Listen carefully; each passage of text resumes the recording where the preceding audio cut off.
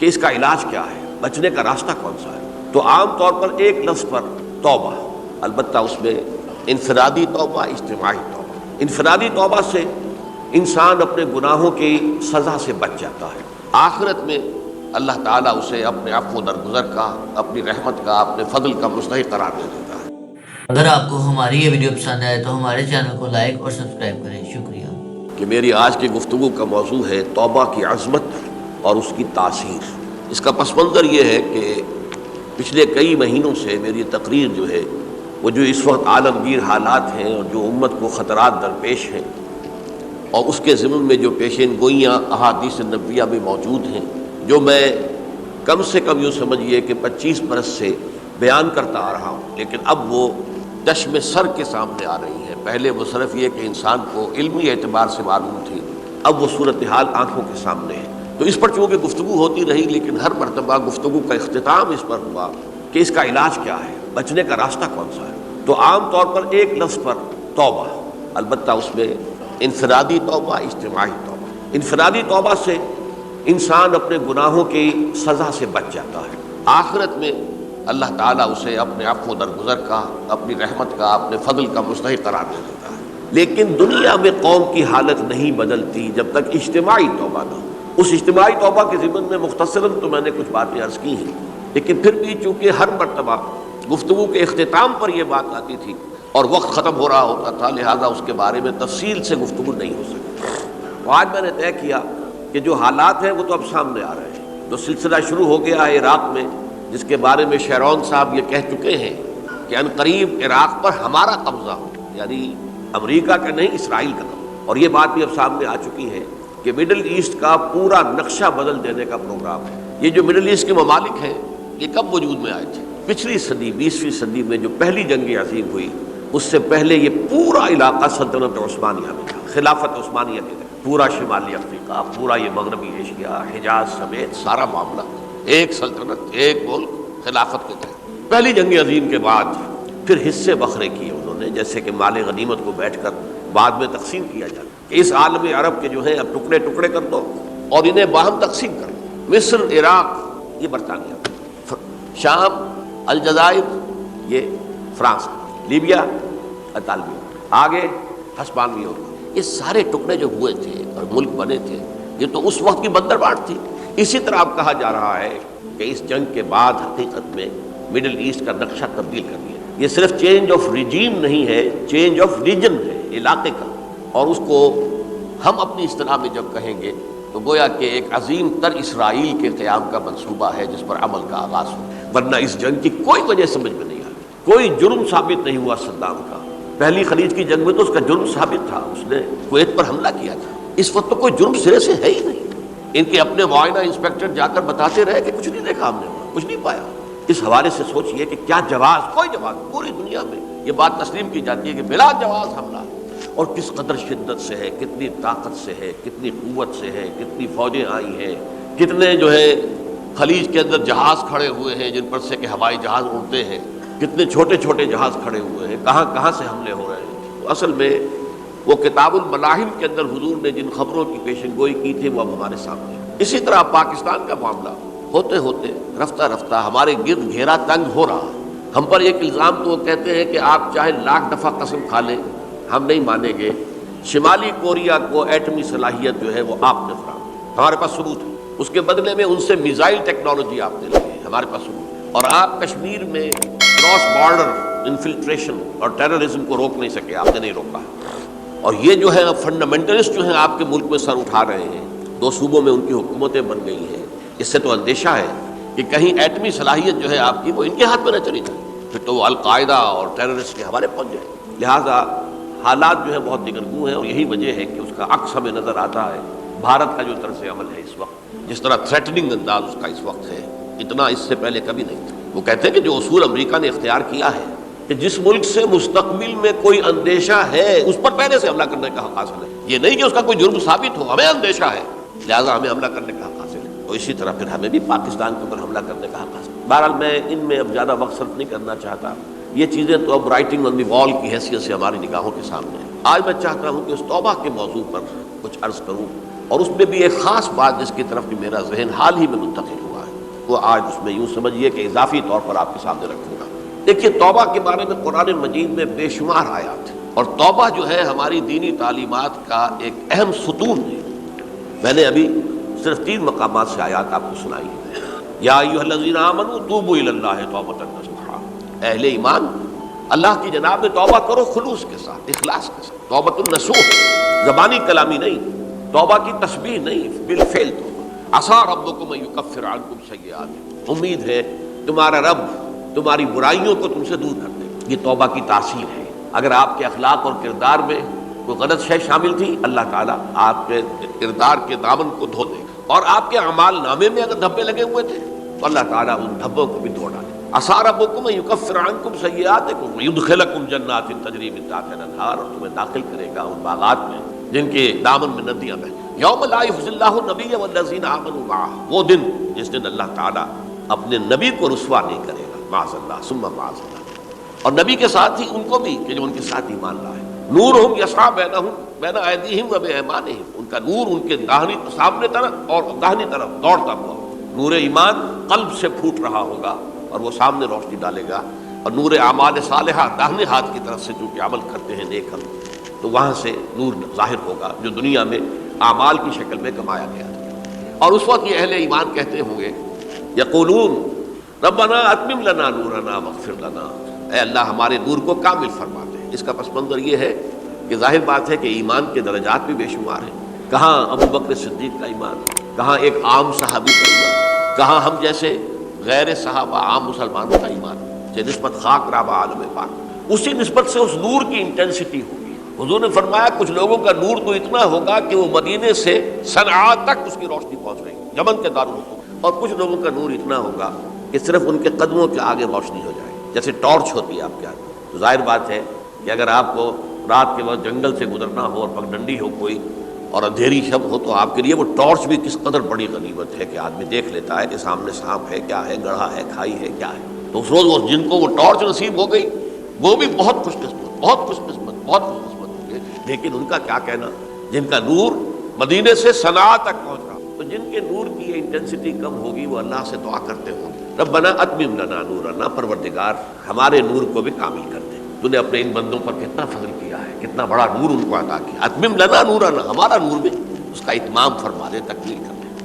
واغفر لنا، اور یہ کیسے ہوگا؟ ایسے ہوگا کہ ہمارے گناہوں کی پردہ پوشی کر دے۔ گناہوں کی پردہ پوشی ہوگی تو پھر اس نور کی انٹینسٹی میں اضافہ۔ واغفر لنا انک علی کل شیء قدیر، یقیناً تو ہر شے پر قادر۔ پھر میں نے آپ کو آیت سنائی سورہ نور کی، یہ آیت نمبر 31 بڑی طویل آیت ہے، اس کا آخری ٹکڑا ہے، وَتُوبُوا إِلَى اللَّهِ جَمِيعًا أَيُّهَا الْمُؤْمِنُونَ لَعَلَّكُمْ تُفْلِحُونَ، اے ایمان والو اللہ کی جناب میں سب مل جل کر توبہ کرو تاکہ تم فلاح ہو۔ یہ گویا کہ اجتماعی توبہ کا جو میں نے آپ کے سامنے اصطلاح بیان کی ہے، یہ اس کا نقشہ ہے۔ اور ایک اور آیت جو میں نے آپ کو سنائی سورہ زمر کی آیت نمبر 53، بعض لوگوں پر کچھ مایوسی طاری ہو جاتی ہے، ہم اتنے عرصے سے گناہ کرتے چلے آ رہے ہیں، کیسے معافی ہوگی، کیسے ممکن ہے، کیسے چھٹکارا ملے گا؟ ایسے لوگوں کے لیے ان کے اطمینان کے لیے، ان کی دلجوئی کے لیے، ان کی تسلی کے لیے یہ آیت عظیم ترین آیات میں سے قرآن مجید۔ قل یا عبادی الذین اسرفوا علی انفسہم، اے نبی کہہ دیجئے اے میرے وہ بندو جنہوں نے اپنی جانوں پر ظلم کیا ہے، ظلم اٹھایا ہے، زیادتی کی۔ تم گناہ کرتے رہے ہو تو اپنی جان پر ظلم کیا ہے، میرا تو کچھ نہیں بگاڑا۔ اللہ تو غنی ہے، اس کی تو سلطنت میں کوئی کمی نہیں آتی۔ ایک حدیث قدسی میں الفاظ آئے ہیں، میرے بندو اگر تم سب کے سب، اولکم و آخرکم و انسکم و جنکم، تمام انس و جن اور اولین سے لے کر آخرین تک کسی بدترین انسان جیسے فاسق و فاجر ہو جائیں، سب ابلیس بن جائیں، تب بھی میری سلطنت میں کوئی کمی نہیں۔ اور اگر تم سب کے سب اولین و آخرین اور انس اور جن سب مل کر جو متقی ترین انسان ہو سکتا ہے ویسے بن جاؤ، ابو بکر صدیق بن جاؤ، تب بھی میری سلطنت میں کوئی اضافہ نہیں۔ تو اللہ تعالیٰ کا تو کچھ بگڑتا نہیں ہے، انسان گناہ کرتا ہے تو اپنا نقصان کرتا ہے۔ قل یا عبادی الذین اسرفوا علی انفسہم، کہہ دیجئے اے نبی، اے میرے وہ بندو جنہوں نے اپنی جانوں پر ظلم کیا ہے، ستم کیا ہے، ظلم اٹھایا ہے، لا تقنطوا من رحمت اللہ۔ میں آج بعض حدیثیں اس موضوع پر آپ کو سناؤں گا، عجیب چشم کشا حدیثیں ہیں۔ میں نے چونکہ اس موضوع پر گفتگو کرنی تھی تو میں نے کچھ اس مرتبہ احادیث کا تفحص کیا، تو واقعہ یہ ہے کہ بعض احادیث پڑھ کر خود میری جو ہے میرے علم میں اضافہ ہوا، ادھر میری توجہ آج تک نہیں گئی تھی۔ لا تقنطوا من رحمت اللہ، اللہ کی رحمت سے مایوس مت ہو۔ ان اللہ یغفر الذنوب جمیعا، اللہ تعالیٰ تمام کے تمام گناہ معاف کر دیں. اللہ تعالیٰ کی قدرت ہے، اللہ کا اختیار ہے، اللہ کا فیصلہ ہے، لہذا مایوس نہ ہو، اصلاح کرو. احادیث تو میں بعد میں آپ کو سناؤں گا، اس سے پہلے اس کا فلسفہ سمجھ لیجئے اصل میں کیا ہے.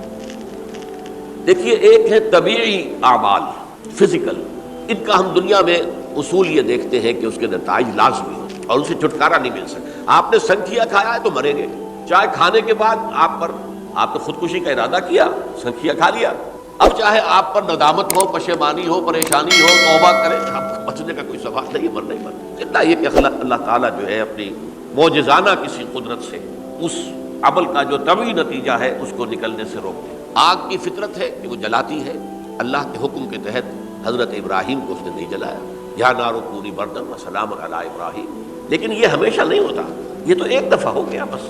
اللہ جب چاہے اب بھی کر سکتا ہے، لیکن یہ روز روز نہیں ہوتا. روز روز جو بھی فزیکل لاز ہیں وہ چل رہے ہیں، اگر وہ نہ چلے تو کوئی سائنس پاسبل ہی نہ ہو، کوئی ٹیکنالوجی ممکن ہی نہ ہو. یہ تو ان فزیکل کیمیکل لاز جو ہیں ان کا دوام ہے کہ جس کی وجہ سے یہ ساری سائنس اور ٹیکنالوجی اب کہاں سے کہاں پہنچ رہی ہے کہ عروج آدم خاکی سے انجم سہمے جاتے ہیں کہ یہ ٹوٹا ہوا تارا کہیں مہی کا عمل نہ بن جائے. تو یہ توبہ جو ہے فزیکل اعمال میں مفید نہیں ہے. چاہے آپ پر یہ احساس میں کیا کر بیٹھا، کیا میں نے کیا، کیوں میں نے کھا لیا، یہ سب کیا، وہ تو اب اثر کرے. جو اخلاقی اعمال ہیں ان کا قانون یہ نہیں ہے. اخلاقی اعمال کے نتائج ختم ہو جاتے ہیں توبہ کے ساتھ. یہ ایک بہت بڑا قانون ہے، بہت بڑا قانون. ایسا نہیں ہے کہ کسی گناہ سے انسان کی فطرت میں کوئی ایسی مستقل کجی واقع ہو جائے کہ جس کی اصلاح کی کوئی صورت ہی نہ ہو. یہ نہیں. بڑے سے بڑے گناہ، بڑے سے بڑے گناہ توبہ کرو، خلوص سے دل سے کرو. جو اس کے اصول ہیں، جو اس کے قواعد ہیں، جو اس کے ضوابط ہیں، جو اس کی شرائط ہیں، ان کو پورا کرو. تو بڑے سے بڑے اعمال، برے سے برے اعمال، میں حدیثیں آج آپ کو سناؤں گا، حیران ہو.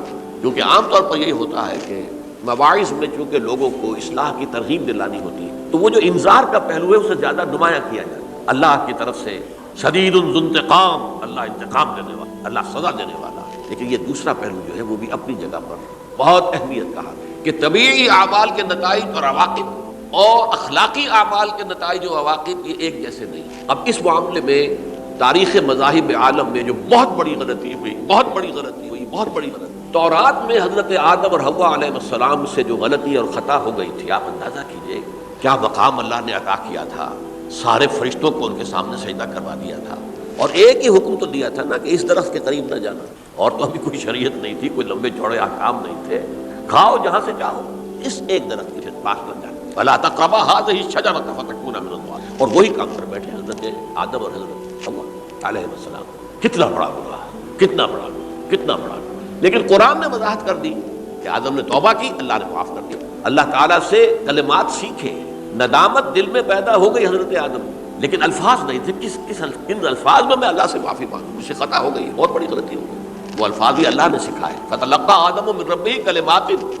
یہ ہے جس میں کہ وہ علامہ اقبال کا ایک شعر ہے ان کے نوجوانی کے دور کا، جس پر میں بھول رہا ہوں کہ داغ دہلوی تھے یا کوئی اور تھے کہ جنہوں نے علامہ سے کہا تھا میاں اس عمر میں، اور یہ شعر اس بڑی محفل میں بات آئی تھی کہ موتی سمجھ کے شان کریمی نے چن لیے قطرے جو تھے میرے عرق انفعال کے. انفعال کہتے ہیں عربی پشیمانی، شرمندگی. اور عام طور پر جب کسی انسان پر پشیمانی اور شرمندگی طاری ہوتی ہے تو پیشانی جو ہے اس پر کچھ پسینہ سا آتا ہے. تو قطرے جو تھے میرے عرق انفعال کے موتی سمجھ کے شان کریمی نے چن لیے. اللہ کی نگاہ میں ان کی اتنی قیمت، ان کی اتنی وقت میرے بندے نے پشیمانی اختیار کی ہے اپنے اس غلط کام کے اوپر، اسے رنج اور افسوس ہو رہا ہے. تو اللہ کی نگاہ میں اس کی یہ عظمت ہے، یہ قدرت. تو اللہ تعالیٰ نے جب حضرت آدم کے دل میں وہ پشیمانی پیدا ہو گئی تو الفاظ نہیں تھے. کن الفاظ میں؟ ہم کہتے ہیں نا کہ مجھے سمجھ نہیں آ رہا کہ میں کس منہ سے آپ سے بات کروں، میری یہ حیثیت نہیں ہے، میں کن الفاظ میں اپنی جو ہے خطا کا اعتراف کروں. تو اللہ نے وہ کلمات خود سکھا دیے. فَتَلَقَّىٰ آدَمُ مِن رَبِّهِ كَلِمَاتٍ فَتَابَ عَلَيْهِ إِنَّهُ هُوَ التَّوَّابُ الرَّحِيمُ. یہ چیز کہیں تورات جب دوبارہ مرتب ہوئی ہے تو وہ نکل گئی، اس میں رہ گئی، باقی رہتی، اس میں شامل نہیں. یہ تاریخی اعتبار سے جان لیجئے تورات جو ہے وہ آج سے 2500 بلکہ 2600 برس قبل سے دنیا سے غائب ہے. یہ تورات کا جو نسخہ تھا یروشلم میں 587 قبل مسیح میں جب نبوکدنضر نے، شاید آج کل آپ دیکھ رہے ہوں کہ عراق کی جنگ میں عراق کے جو خاص ڈویژنز ہیں عراقیوں کے، ریپبلکن گارڈز کے، ان میں سے ایک کا نام جو ہے وہ نبوکدنضر ڈویژن ہے، ایک کا ہمورابی ڈویژن ہے. ہمورابی جو ہے عراق کا بہت پرانا بادشاہ تھا، اور تاریخ انسانی میں سب سے پہلا قانون اس نے مرتب کیا، حمورابی۔ یہ بہت پرانی تہذیب ہے، دنیا کی غالباً سب سے زیادہ اینشنٹ تہذیب جو ہے وہ عراق کی ہے۔ حضرت ابراہیم یہی پیدا ہوئے شہر اور میں۔ تو نبوکدنضر نے جب تباہ کیا تھا یروشلم کو، 6 لاکھ آدمیوں کو قتل کیا اور 6 لاکھ کو قیدی بنا کر لے گیا بیبیلونیا، بابل کا لفظ بھی آج کل آ رہا ہے۔ کسی زمانے میں وہ عظیم شہر تھا دنیا کا، وہ معمولی سا شہر رہ گیا ہے، نئے شہر بڑھ گئے۔ تو اس وقت سے اس نے جب یروشلم میں جو ہیکل سلیمانی حضرت سلیمان کی بنائی ہوئی مسجد تھی اس کو جب گرایا ہے، اس کے بعد سے وہیں پر وہ نسخہ رکھا ہوا تھا تورات کا، پھر دنیا میں وہ نسخہ اب نہیں ہے۔ یہودیوں کا کہنا ہے کہ موجود ہے مسجد اقصیٰ کے نیچے، وہ جب اس نے گرایا تھا تو جو نیچے تہخانے تھے وہ نہیں گرے تھے، وہ محفوظ رہتے، اوپر ملبہ آ گیا اور وہیں پر وہ تورات اور وہ تابوت سکینہ جس میں حضرت موسیٰ کا عصا بھی رکھا ہوا ہے اور بہت سے وہ من اور سلوہ کے بھی کچھ نمونے رکھے ہوئے ہیں، وہ تابوت سکینہ اس کا قرآن مجید میں سورہ بقرہ میں ذکر ہے، وہ بھی موجود ہے۔ اور جو ربائی وہاں اس وقت تھے ان کے علماء، ان کی لاشیں بھی وہاں پڑی ہوئی، وہ جب ہم کھدائی کریں گے تو دنیا میں سامنے آئیں گے۔ لیکن بہرحال اس وقت جو مجھے کہنا تھا وہ یہ کہ چونکہ اصل تورات اس وقت گم ہو گئی، 150 سال کے بعد اسے پھر یادداشتوں سے کچھ مرتب کیا گیا تو اس میں غلطیاں پیدا ہو گئی۔ اب انسانی یادداشت کا معاملہ آ گیا، انہی میں سے ایک بڑی غلطی یہ ہوئی، اومیشن یہ ہوئی کہ حضرت آدم نے جو توبہ کی اور اللہ نے قبول فرما لیا، اس کا ذکر اس میں نہیں۔ اس سے نتیجہ عیسائیوں نے کیا اختیار کیا کہ وہ اوریجنل سن کہتے ہیں اسے، وہ جو ابتدائی گناہ تھا عظیم جو ہمارے جد امجد آدم سے سرزد ہوا تھا، اس گناہ کا اثر جو بھی بچہ نسل آدم میں پیدا ہوتا ہے وہ لے کر آتا ہے۔ یہ زمین و آسمان کا فرق ہے۔ اسلام کے نزدیک ہر بچہ جو پیدا ہوتا ہے وہ معصوم ہے، بلکہ مسلم ہے۔ کل مولود یولد علی الفطرہ، جو بھی بچہ پیدا ہوتا ہے وہ فطرت اسلام پر پیدا ہوتا ہے۔ فابواہ یحودانہ او یمجسانہ او ینصرانہ، یہ تو والدین ہیں اس کے جو اسے مجوسی یا عیسائی یا یہودی بنا لیتے ہیں، ورنہ وہ تو مسلمان ہوتا ہے، فطرت کی کلین سلیٹ لے کر آتا ہے۔ عیسائیت کہتی ہے ہر انسان جو پیدا ہوتا ہے بنیادی طور پر گناہ گار ہے، اپنے جد امجد کے گناہ کا بوجھ لے کر آ رہا ہے۔ اب اس کا علاج انہوں نے پھر کیا تجویز کیا، یہ ہے ایک غلطی پر دوسری غلطی اور دوسری پر تیسری غلطی۔ خشت اول چون حد معمار کج، تاثریہ بھی رود دیوار کج۔ اب اللہ نے جب دیکھا اب ہر بندہ جو ہے آدم کی اولاد کا بنیادی طور پر پیدائشی طور پر گناہ گار ہے، تو اب کیا کیا جائے؟ تو اللہ نے اپنا اکلوتا بیٹا، صلبی بیٹا مسیح یسوع اسے زمین پر بھیجا۔ یہ الفاظ میرے ہیں کہ اسے قربانی کا بکرا بنا کر اور ان سب کی طرف سے قبول کر لیا، گناہ گاروں کی طرف سے، کہ ان کے گناہ کا کفارہ ہو جائے گا جو عیسیٰ کو مانے۔ یہ عقیدہ ہے عیسائیت۔ جڑ کیا ہے کہ گناہ ہو گیا تو گناہ کا اثر تو رہے گا۔ قرآن یہ کہتا نہیں، اللہ دھو دیتا ہے، تمہاری سیرت و کردار کے اوپر بھی جو داغ ہیں دھل جائیں گے اور تمہارے نامہ اعمال میں جو دھبے ہیں وہ بھی دھل جائیں گے۔ توبہ کرو، توبوا الی اللہ توبۃ نصوحا، کرو وہ توبہ کے جو بالکل خلوص دل کے ساتھ۔ اب میں ذرا آپ کو کچھ احادیث سنانا چاہتا ہوں۔ ایک طرح کا یہ تبشیر کا پہلو ہے آج ہماری گفتگو میں کہ جو نمایاں ہوگا۔ یہ بعض احادیث تو چھوٹی چھوٹی ہے اور یہ بہت مرتبہ میرے گفتگو میں آ چکی ہیں، صرف اس وقت حوالہ دے کر گزر جاؤں گا۔ یہ ترمذی اور ابن ماجہ میں حضرت انس ابن مالک رضی اللہ تعالی عنہ سے روایت ہے، حضور نے فرمایا کل بنی آدم خطاؤون وخیر الخطائین التوابون، تمام بنی آدم خطا کار ہیں، خطا کار بھی نہیں، بہت خطا کار ہیں، بہت خطا کار ہیں، لیکن ان خطا کاروں میں بہتر لوگ وہ ہیں کہ جو خوب توبہ کریں، غلطی ہو گئی توبہ کریں۔ اور ایک اور حدیث میں آپ کو بتاؤں گا کہ یہ نہیں ہے کہ پھر کبھی وہ غلطی نہ ہو، اس وقت آپ یہ لگا لیں اپنے اوپر یہ کام میں نے نہیں کرنا اور ایک دفعہ وہ کام چھوڑ دیں تو توبہ ہوگا۔ پھر اگر کچھ عرصے کے بعد پھر کہیں آپ جذبات کی رو میں بہہ گئے، پھر کہیں کوئی برے اثرات جو ہے وہ پڑے، پھر غلطی، کوئی بات نہیں، پھر ہو گیا، پھر توبہ کرو۔ تواب اسی لیے کہا بار بار بار بار بار بار توبہ کرو۔ تو کل بنی آدم خطاؤون وخیر الخطائین التوابون۔ دوسری حدیث یہ بھی ابن ماجہ اور بہقی میں ہے، حضرت عبداللہ بن مسعود رضی اللہ تعالی عنہ، التائب من الذنب کمن لا ذنب لہ، گناہ سے توبہ کرنے والا ایسے ہے جیسے اس نے کبھی گناہ کیا ہی نہیں۔ دھل جاتی ہے، تختی دھل گئی، بچے نے تختی لکھی تھی اس کو دھو دیا، ختم ہو گئی۔ ایک حدیث تو پڑھ کر میں بھی چونکا۔ یہ اصل میں اسلوب ہے بیان کا، بتانے کے لیے کہ تمہارے دلوں کے اندر مایوسی کا غلبہ نہ ہو۔ مایوس اصل میں جو ہے مایوسی یہ ابلیسیت ہے، نوٹ کر لیجیے اس کو۔ مایوسی ابلیسیت کی کا عکس، مبلس کہتے کسے جو مایوس ہو گیا ہو۔ ابلیس سب سے بڑھ کر مایوس جو ہے وہ ابلیس، اسے معلوم میرا چھٹکارا تو نہیں ہے، لہٰذا میں جتنوں کو اپنے ساتھ لے کر جہنم میں جھونک دوں، یہی میری کمائی ہے، میں نے تو بچنا نہیں۔ تو ابلیس کہتی ہے اس کو جو انتہائی مایوس، مبلس، جو رحمت خدا بندی سے مایوس ہو۔ اب اس کو دور کرنے کے لیے حدیث سنیے، اور یہ حدیث مسلم شریف کی ہے، صحیحین کے اندر، حضرت ابو ہریرہ سے۔ حضور فرماتے ہیں والذی نفسی بیدہ، قسم ہے اس ذات کی جس کے ہاتھ میں میری جان ہے، لو لم تذنبوا، اگر تم لوگ گناہ نہ کرتے، لذهب اللہ بکم، تو اللہ تعالیٰ تمہیں لے جاتا کہیں اور، ولجاء بقوم یذنبون، اور پھر کسی ایسی مخلوق کو پیدا کرتا ہے جو گناہ کرتے، فیستغفروا اللہ، اور پھر وہ اللہ سے استغفار کرتے اور توبہ کرتے، فیغفر لهم، اور اللہ تعالیٰ انہیں معاف کرے۔ تو میں نے عرض کیا کہ یہ بعض چیزیں ہوتی ہیں کہ جن کا واقع سے کوئی تعلق نہیں ہوتا، لیکن ایک زور بیان کے لیے ایک بات کو ایمفیسائز کرنے، جیسے قرآن مجید میں آتا ہے، اے نبی کہہ دو ان کان للرحمن ولد فانا اول العابدین، اگر اللہ کا کوئی بیٹا ہو تو میں سب سے پہلے میں اس کو پوجوں گا۔ جب میں اللہ کو پوجتا ہوں تو اللہ کا اگر کوئی بیٹا ہوتا تو کیا میں اسے نہ پوچھتا؟ لیکن نہیں ہے۔ اب یہ نہیں ہے، نفی کے لیے زور دیا کہ اگر اللہ کا کوئی بیٹا ہوتا، لو کان للرحمن ولد فانا اول العابدین۔ اسی طرح یہ ہے کہ اگر انسان گناہ نہ کرتے اور گناہ کے بعد توبہ کر کے اللہ تعالیٰ کی شان غفاری کا ظہور نہ ہوتا، یہ بھی ایک عجیب فلسفے کی بات ہے۔ اللہ نے یہ کائنات کیوں پیدا کی؟ قرآن مجید میں اس کو براہ راست ایڈریس نہیں کیا گیا، اس مسئلے میرے علم کی حد تک ہو سکتا ہے کہیں بہت خفی انداز میں ہو اور ابھی تک میری نگاہ سے بھی جو ہے وہ چھپا رہ گیا، ہو سکتا ہے قرآن مجید کے غامض نکات ایسے ہو سکتے ہیں۔ کوئی شخص، میں تو کہتا ہوں کہ اگر کوئی شخص کہتا ہے، میرے بارے میں ایک عالم دین نے کہہ دیا تھا کہ اسے قرآن پر بڑا عبور حاصل ہے، تو میں نے انہیں پیغام پہنچایا، جن صاحب نے مجھے ان کا یہ جملہ سنایا تھا کہ آپ نے قرآن کی توہین کی، قرآن پر عبور کسی انسان کو نہیں۔ عبور کا مفہوم کیا ہے؟ دریا کے دو کنارے ہیں، آپ اس کنارے سے اس کنارے چلے گئے تو آپ نے عبور کیا دریا۔ قرآن کے کنارے ہیں ہی نہیں، لا پیدا کنار۔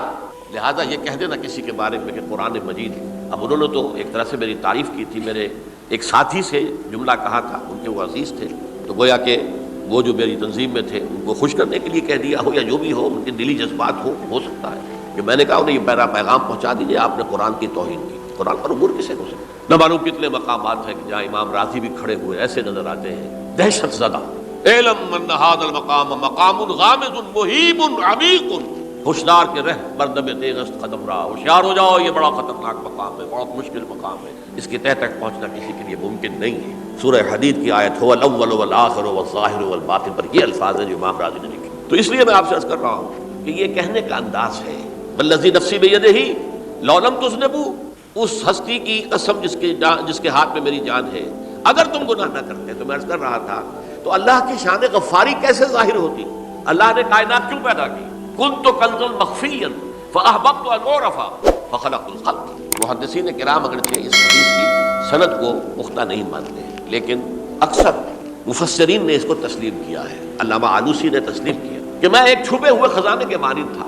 اب خزانہ کہیں پڑا ہے، اس کا کیا حاصل کیا ہے؟ وہ تو کہیں کھلے، کسی کے پاس جائے، کوئی اس سے فائدہ اٹھائے تب تو کوئی فائدہ ہوا نہیں۔ تو کن تو کنزن مخفیا، میرے اندر طاقت تھی، قوت تھی، خلاقی تھی، میری شان ساری میرے اندر ہی اندر تھی نا۔ کن تو کنزن مخفیا فاحببت ان اعرف، تو میں نے یہ چاہا کہ مجھے پہچانا جائے، فخلقت الخلق، تو میں نے خلق کی تخلیق کی، اب مجھے پہچانو اس کائنات میں، یہ میری تخلیق ہے، آؤ دیکھو۔ ایک مصور اپنی تصویروں کی نمائش لگا، دیکھو میرے شاہکار، آؤ دیکھو، یہ میرے فن کے کمال کے نمونے، آؤ دیکھو۔ یہ ہے سب، دیکھو زمین آسمان، ان فی خلق السماوات والارض واختلاف اللیل والنہار والفلک التی تجری فی البحر بما ینفع الناس وما انزل اللہ من السماء من ماء فاحیا به الارض من بعد موتها۔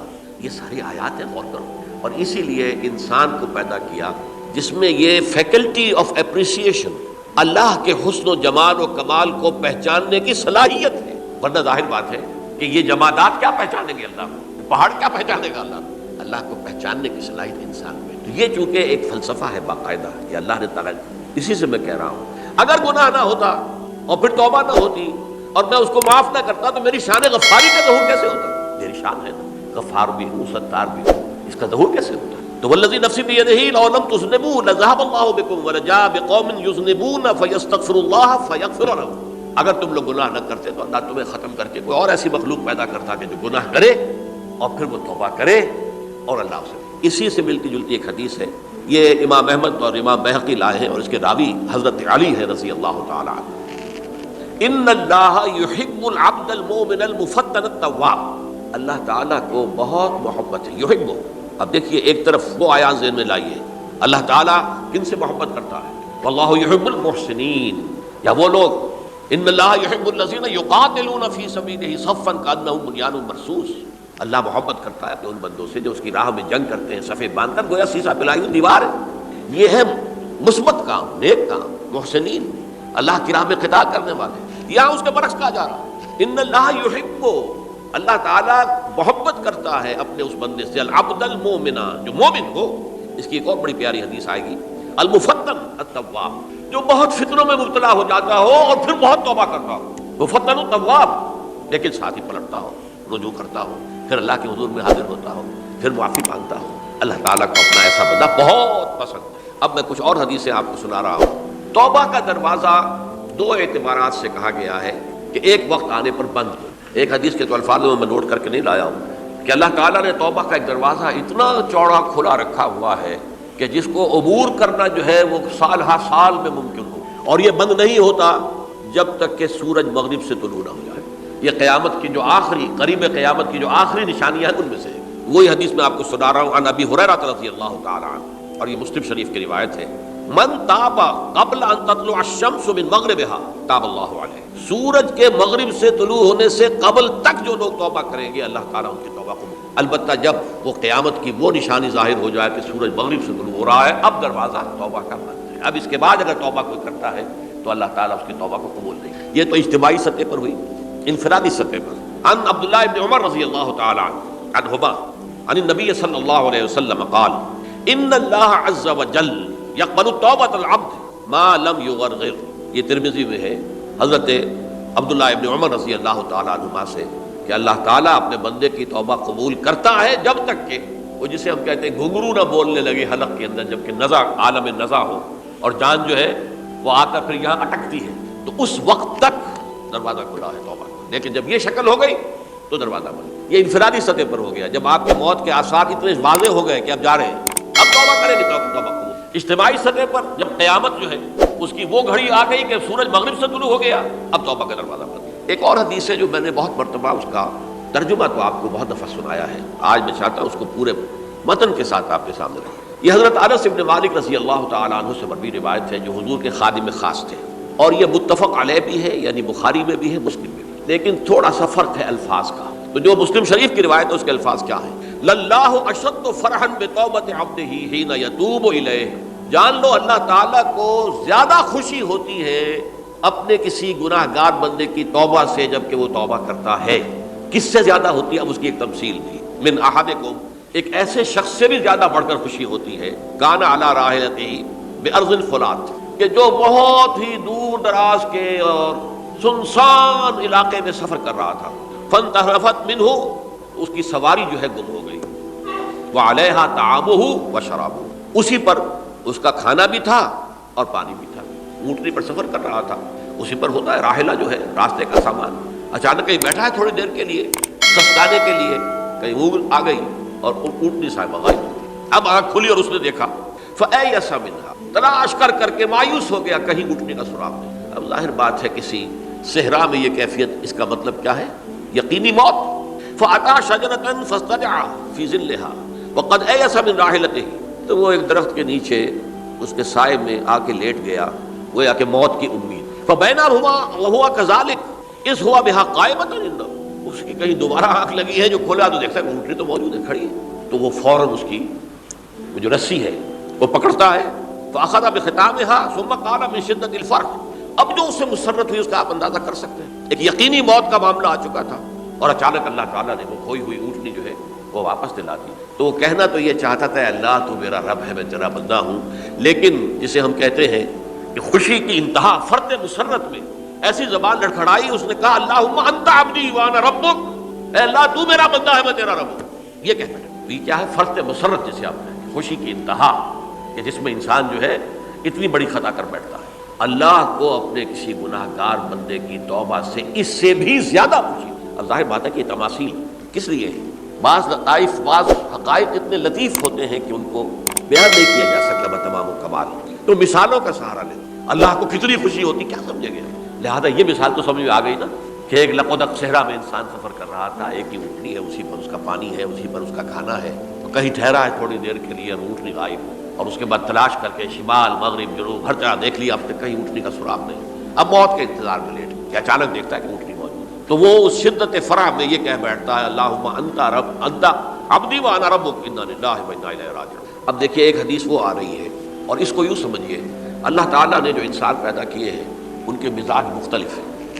ان میں کچھ لوگ ہوتے ہیں جو قوی ہوتے ہیں ارادے کے، جو فیصلہ کر لیا ڈٹ گئے. کچھ لوگوں میں وہ قوت ارادی اتنی مضبوط نہیں ہوتی، وہ ادھر ادھر سوچتے رہتے ہیں. کچھ لوگ جسمانی طور پر بہت توانا ہوتے ہیں، کچھ لوگ جسمانی طور پر پیدائشی طور پر کمزور ہوتے ہیں.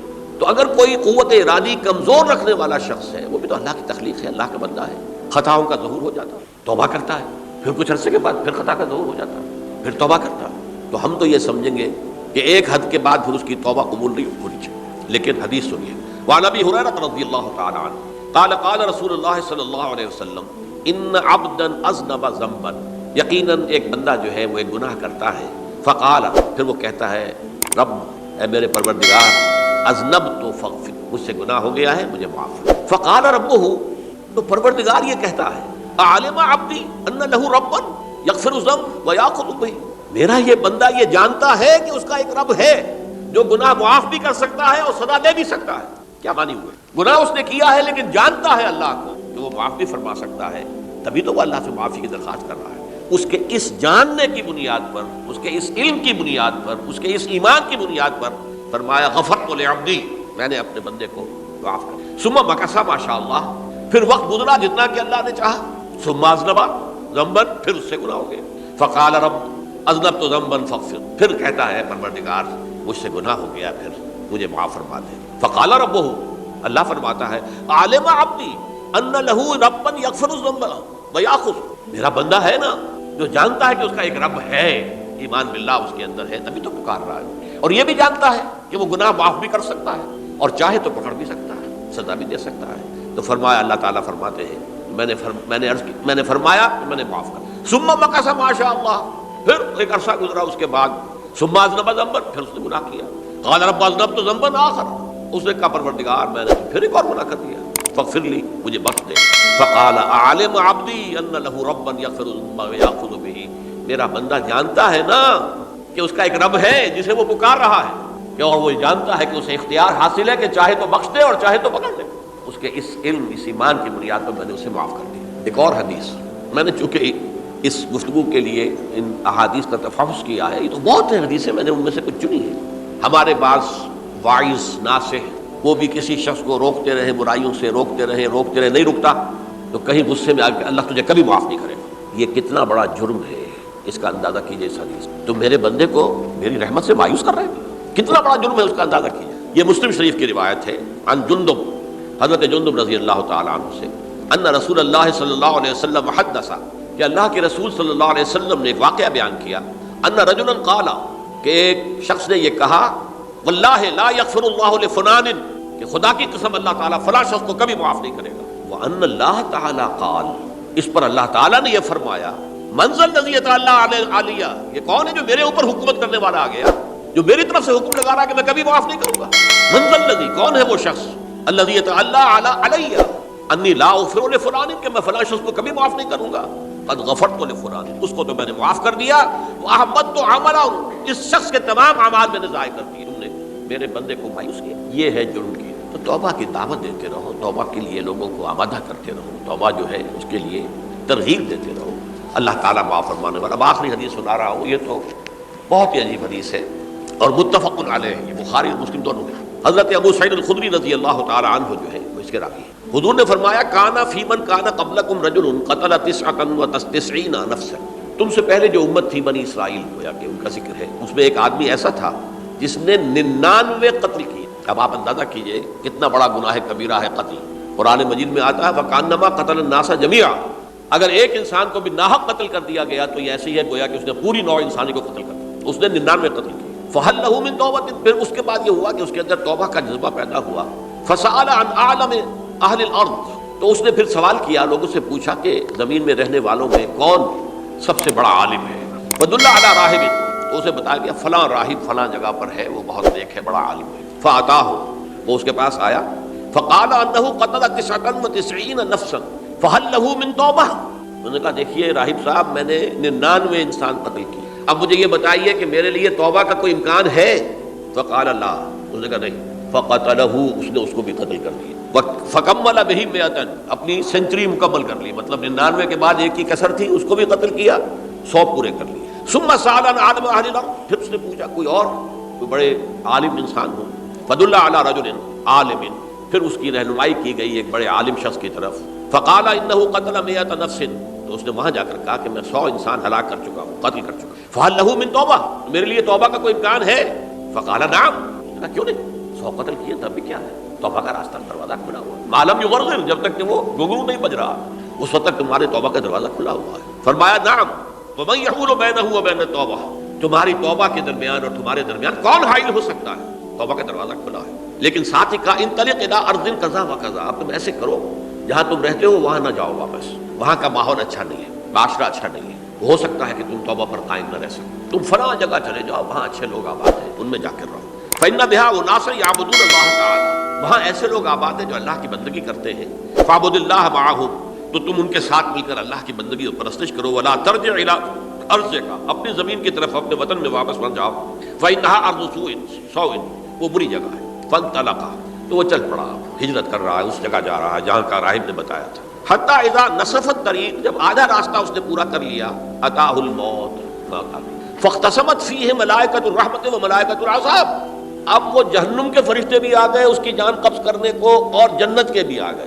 فقالت ملائکۃ الرحمہ، رحمت والے جو فرشتے ہیں جنت والے، انہوں نے کہا جاء تائبا مقبلا بقلبہ اللہ تعالی، یہ شخص توبہ کر کے اللہ تعالیٰ کی طرف ہجرت کر رہا تھا، اس لیے اس کی نیت کی بنیاد پر اب یہ جنتی ہے، لہذا اس کی روح ہم قبض کریں. وقالت الملائکۃ العذاب، اور وہ جو عذاب والے فرشتے ہیں وہ کہیں گے انہ لم یعمل خیرا قط، تو نے توبہ کے بعد کوئی نیک عمل تو کیا ہی نہیں، تو کس بنیاد پر اس کو تم جنت میں لے جاؤ گے، اس کو تو دوزخ میں جانا چاہیے. فاتاہ ملک فی صورت آدمی، تو ان کے پاس اللہ نے ایک اور فرشتے کو بھیج دیا آدمی انسانی شکل کے اندر. فجعلوہ بینہم، تو ان فرشتوں نے کہا بھائی ہمارا فیصلہ کرا دو، اس کی روح ہم لینا چاہتے ہیں یا ہم لینا چاہتے ہیں. انہیں حکم بنا دیا. فقال قیسوا ما بین الارضین فإلی ایتہما کان اقرب، کہ تم فاصلہ ناپ لو جہاں سے وہ چلا ہے اور جہاں جا رہا تھا اور یہاں اس کی موت ہو رہی ہے، تو کون سا فاصلہ زیادہ ہے. جب ناپا گیا، بلکہ ایک حدیث میں آتا ہے کہ اس پر اللہ نے زمین کو جو ہے حکم دے دیا، ایک طرف والی زمین تو سکڑ جا، دوسری والی جو ہے تو پھیل جا، تاکہ وہ جدھر جو جا رہا تھا وہ زیادہ قریب ہو جائے بنسبت اس کے کہ جہاں سے وہ چلا تھا. تو اس فیصلے پر پھر جو فرشتے تھے جو کہ رحمت کے فرشتے تھے وہ اس بندے کو لے گئے جنت. یہ ہے توبہ کی عظمت اور اس کی تاثیر. اب آئیے اجتماعی توبہ کا طریقہ کار جو میں نے بہرحال بیان کیا ہے. پہلے افراد توبہ کریں اور صحیح توبہ کریں. صحیح توبہ کیا ہے؟ ہماری زندگیوں میں کوئی حرام شے ہے فوراً نکال باہر. ہماری معاشرت میں اور اس معاشرے میں رہتے ہوئے جو قانون ہے جس کے ہم پابند ہیں، ہم کسی زانی کو رجم نہیں کر سکتے، ناممکن ہے، یہ تو قانون ہی بنے گا تب ہوگا. ہم کسی چور کا ہاتھ نہیں کاٹ سکتے، تو قانون بنے گا تو ہوگا. تو ہم جن چیزوں پر عمل نہیں کر سکتے قانوناً، ان کے علاوہ باقی پوری شریعت جس پر عمل کیا جا سکتا اس پر عمل پیرا. سود میں بند نہیں کر سکتا، بینکوں کو میں آگ نہیں لگا سکتا، اور بینکوں کو آگ لگا دیں گے تبھی سود تو ختم نہیں ہوگا. لیکن یہ تو کر سکتا ہوں نا کہ براہ راست سود میں منوس نہ ہوں، سود پر قرضہ لے کر اپنا کاروبار نہ چمکاؤں، نہ بڑھاؤں، سود پر قرضہ لے کر اپنے مکان نہ اونچا کروں، یہ تو کر سکتا ہوں. تو کم سے کم جو ڈائریکٹ کسی نے قانون نہیں بنایا کہ لازم ہے آپ پر کہ آپ سودی قرضہ لیں اور اپنی بلڈنگ عالی شان بنا لیں، یہ اگر کر رہے ہیں تو آپ مجرم. آپ کے معاشرے میں کوئی قانون نہیں بنا کہ پردہ ختم، برقع حرام. یہ ترکی میں تو کر دیا گیا تھا، برقع حرام. وہاں تو سر کو اوپر جو ہے ڈھانپنا جو ہے، اسکارف لینا بھی ممنوع ہے، یہاں تو نہیں ہے. پھر یہاں جنہوں نے چھوڑا ہے مجرم خود ہے. یہاں تو اللہ کا شکر ہے کوئی ایسا مصطفیٰ کمال پیدا آج تک نہیں ہوا ہے کہ جس نے ان چیزوں کا حکم دیا. ہاں ترغیب ہے ذرائع ابلاغ کے ذریعے سے، فحاشی ہے، اریانی ہے، لیکن چوز آپ خود کرتے ہیں، فیصلے کا اختیار آپ کا اپنا ہے. تو جن چیزوں کے اندر بھی گناہ سے بچنے کا امکان ہے اس کو عملاً ترک کیا جائے. اور نمبر 2، عزم مصمم کر لیا جائے کہ اللہ اب بقیہ زندگی جتنی بھی ہے اس میں اپنی توانائیاں، اپنی قوتیں، اپنی صلاحیتیں صرف کروں گا تیرے دین کی تبلیغ اور تیرے دین کے قائم کرنے کی جدوجہد. عزم مصمم. یہ لوگ اگر 14 کروڑ میں 14 لاکھ بھی ہو جائیں، بہرحال 2-4 کی توبہ کرنے سے ملک کی قسمت نہیں بدلتی. معتدل تعداد کے اندر جو ہے یہ لوگ اگر ایسے ہو جائیں اور پھر یہ کہ وہ مل کر اگر زور لگائیں تو واقعتاً اس ملک کے اندر شریعت اسلامی کا نفاذ ہو سکتا، اللہ کا نظام قائم کیا جا سکتا. یہ ملک بنایا اسی لیے گیا تھا. تو یہ توبہ کا جو ہے اجتماعی توبہ کا یہ پوری تفصیل تو میں بارہا بیان کر چکا ہوں. آج جو میں نے کہا تھا کہ ایک بات کی طرف میرا ذہن حالیہ منتقل ہوا ہے، اس سے پہلے نہیں ہوا. یہ توبہ کرنے والے لوگ جب تک 14 لاکھ نہیں ہیں، 1400 ہی ہوں، لیکن یہ اگر دعا کریں گے اللہ تعالیٰ کے خلوص کے ساتھ تو ان کی دعا قبول. دعا بہت بڑی ہے، الدعاء مخ العبادہ. ٹھیک ہے، بڑا لمبا راستہ لگتا ہے یہ کہ 14 لاکھ انسان توبہ کرے. یا 2 لاکھ یا 3 لاکھ انسان توبہ کرے، صحیح معنی میں توبہ کرے، اور پھر وہ جمع ہو، ایک طاقت بنے، تن من دھن لگانے کے لیے، جانے دینے کے لیے تیار ہو جائیں، تو لگتا ہے یہ کہ کافی لمبا ہے کہ دراز و دور دیدم رہو رسم پارسائی، یہ تو بڑا لمبا راستہ ہے۔ اسی سے لوگ کہتے ہیں کہ پھر کیا حل ہوا؟ یہ تو حل جو ہے تو کوئی عملی حل تو نہیں ہوا۔ اس میں میرا ذہن منتقل ہوا ہے دعا، اجیب دعوت الداعی اذا دعان امن یجیب المضطر اذا دعاہ۔ بھلا وہ کون ہے جو کسی مضطر کسے کہتے ہیں؟ ایک شخص نہایت پریشان حال ہو گیا ہو، نہایت پریشان حال، اور میں اللہ کو پکارے، پروردگار تو میری دستگیری فرما۔ اللہ کسی اور طرف مجھے کوئی توقع نہیں رہی، کوئی نہیں رہا جس سے مجھے کوئی امید۔ یہ مضطر اضطرار کی حالت میں آتا ہے، جب بالکل بے چین ہو کر اللہ کو پکارتا ہے، تو اللہ اس کی دعا کو، اور دعا کی حد یہاں تک بھی آتے ہیں الفاظ کہ لا یرد البلاء قضاء الا بالدعاء۔ تقدیر الہی کو بھی اسی لیے 2 حصوں میں تقسیم کیا گیا، تقدیر مبرم، ایک تو اللہ کا وہ فیصلہ ہے جو ٹل نہیں سکتا کسی صورت میں، ایک تقدیر معلق ہوتی ہے تو صحیح اللہ کا فیصلہ لیکن اس میں تبدیلی ہو سکتی ہے۔ یہ جو تقدیر معلق ہوتی ہے اس میں دعا انتہائی مؤثر شے ہے۔ لا یرد البلاء الا لا یرد القضاء الا بالدعاء، قضا جو ہے وہ نہیں بدل سکتی سوائے دعا کے۔ اس دعا کی تو کم سے کم ہم منادی کریں، لیکن پہلے شرط وہی ہے، ورنہ وہ دعا نہیں ہے، ورنہ وہ توبہ نہیں ہے۔ توبہ صحیح ہو، حرام سے اپنے وجود کو، اپنے گھر کو پاک کریں، اس کے بغیر کچھ نہیں۔ اس کے بغیر تو جیسے کہ کہا گیا سورہ مائدہ میں، قل یا اہل الکتاب لستم علی شیء حتی تقیموا التوراۃ والانجیل، اے نبی ان سے کہہ دیجئے اے اہل کتاب تمہاری کوئی حیثیت اللہ کی نگاہوں میں نہیں ہے، تمہاری کوئی دعا اللہ کے ہاں قابل پذیرائی نہیں ہے جب تک کہ تم تورات اور انجیل کو قائم نہیں کرو۔ لہٰذا دعائیں تو نہ بنو۔ 30 لاکھ آدمی جو ہے حج کے موقع پر کیسی کیسی دعائیں مانگتے ہیں، کہاں جا رہی ہیں دعائیں، کہاں ہیں ان کی قبولیت کیا سا؟ توبہ صحیح ہو، اور توبہ کے بارے میں آج میں نے امکانی حد تک آپ کے سامنے آج ترغیب و تشویق کا پہلو رکھا ہے۔ مایوسی، اس کو بھی کہا بھی جاتا ہے، مایوسی کفر ہے، اور میں نے آپ سے کہا آج کہ لا تقنطوا من رحمت اللہ ان اللہ یغفر الذنوب جميعا، 99 قتل کیے ہوں، 100 قتل کیے ہوں، تبھی توبہ کرو گے تو اللہ توبہ قبول فرمائے، اور کس شان کے ساتھ قبول فرمائے گا اس حدیث کے اندر آیا، متفق علیہ حدیث، صحیح بخاری اور صحیح مسلم۔ تو اگر ہم اس توبہ کی منادی کریں نمبر 1، اور جو لوگ توبہ کریں صحیح معنی میں، ایک طرف تو وہ جد و جہد شروع کر دیں اللہ کے دین کے قائم کرنے کی جد و جہد، اس میں پیچھے نہ رہے، لیکن اس اسنا میں جو دعائیں وہ کریں گے، اللہ تو نے یہ ملک ہمیں عطا کیا تھا، ہم نے اپنے زور بازو سے اسے نہیں حاصل، یہ سلطنت خدا داد پاکستان، اور اے اللہ ہے خاص ہے خاصان رسول، وقت دعا ہے، امت میں تیری آ کے جب وقت پڑ، میں اپنے احساسات جو ہیں آپ کے سامنے الفاظ میں بیان نہیں کر سکتا۔ یہ جب یروشلم کی تباہی ہوئی تھی جس کا میں نے ذکر کیا ہے، 6 لاکھ انسان قتل ہوئے تھے، اور 6 لاکھ کو نبوکدنضر جو تھا وہ ہانک کر بھیڑوں بکریوں کی طرح بیبلونیا لے گیا تھا، اس سے پہلے کتنے ہی نبی اہل کتاب کے وہ کہتے رہے تھے کہ ہوش کرو، توبہ کر لو، بلکہ ایک جگہ کے الفاظ یہ ہیں، درخت کی جڑ پر کلہاڑا رکھا جا چکا ہے، اب بھی ہوش میں آ جاؤ، ہوش میں۔ دنیا پرستی، جو بھی ان کے نفس پرستی جو بھی ان کے اوپر مسلط ہو چکی، اس نے انہیں توبہ نہیں کر، تباہی و بربادی ہو گئی۔ آج ہماری نگاہوں کے سامنے عراق کے ساتھ کیا ہو رہا، بغیر اس کے کہ کوئی جرم ہوتا، بغیر اس کے ہم تو بڑے بڑے جرم کر چکے ہیں ان کی نگاہ میں۔ نان پرولیفریشن ٹریٹی جو ہے اس کے خلاف ہمارا عمل جا رہا ہے پوری دنیا کے اندر، انہوں نے کہا کہ ہم اس کو ایٹمی صلاحیت کو نہیں پھیلنے دیں گے۔ وہ ایک خاص وقت میں افغانستان میں انہیں ہماری ضرورت تھی اپنے اصل دشمن USSR اپنے مقابل کی طاقت کو ختم کرنے کی، اس وقت انہوں نے اپنا منہ جو ہے پھیر لیا تھا، نہیں دیکھا تھا، اور ہمارے ہاں اللہ کی یہ رحمت آ گئی کہ ایٹمک صلاحیت بھی حاصل ہوئی۔ اور پوری دنیا میں شاہ عبداللہ نے کہا تھا، پرنس عبداللہ نے، کہ یہ آپ کا نہیں ہے، یہ جو نواز شریف صاحب سے جب اس کا ہم نے دھماکہ کیا، یہ بم آپ کا نہیں ہے، یہ پوری امت مسلمہ کا۔ کیسے یہ برداشت کر سکتے یہودی اور یہودیوں کے اعلی کار عیسائی، خاص طور پر Protestants, West White Anglo Saxon Protestants? تو سمجھ لیجئے کہ پاکستان کی جڑوں پر بھی تیشہ رکھا جائے، یہ میرے احساسات کی اس سے کم میں تعبیر ہو نہیں سکتی، لیکن اب بھی امکان ہے، اب بھی امکان ہے، اب بھی امکان ہے۔ توبہ کرو، توبہ کراؤ، مل جل کر طاقت بنو، کوشش کرو کہ یہاں اسلام کا نظام آ جائے، اور اس اسنا میں بھی دعا کرو اللہ تعالیٰ، اللہ ہمیں مہلت عطا فرما دے، ہمیں کچھ اور مہلت عطا فرما دے، اے اللہ ہمیں کچھ اور مہلت عطا فرما دے۔ بارک اللہ لی ولکم فی القرآن العظیم ونفعنی وإیاکم بالآیات والذکر الحکیم۔ اگر آپ کو ہماری یہ ویڈیو پسند آئے تو ہمارے چینل کو لائک اور سبسکرائب کریں، شکریہ۔